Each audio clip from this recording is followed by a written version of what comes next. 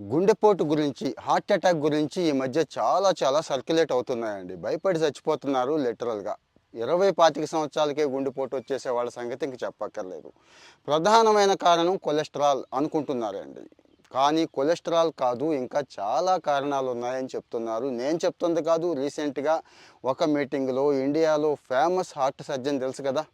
మన కేఆర్ సోమరాజు గారు అంటారు. డాక్టర్ సోమరాజు గారే చెప్తున్నారు. కొలెస్టరాల్ అనేది అవసరం. బాడీ నడపడానికి అది ఇంధనంగా పనిచేస్తూ ఉంటుంది. ఆ కొలెస్టరాల్‌నే బాడీ వాడుకుంటూ ఉంటుంది అంటున్నారండి. అలాగని హెవీ కొలెస్టరాల్ తీసుకోవద్దు.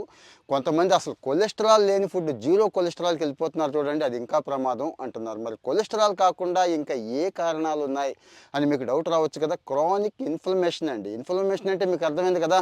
కూల్ డ్రింక్స్, పిజ్జాలు, బర్గర్లు, ముఖ్యంగా స్వీట్స్ గట్టిగా తీసుకుంటాం కదా! అవి ఇన్ఫ్లమేషన్‌కి కారణమవుతున్నాయి. రెండోది రక్తపోటు అండి. రక్తపోటు అంటే మీకు ఐడియా ఉండుంటదా? నేను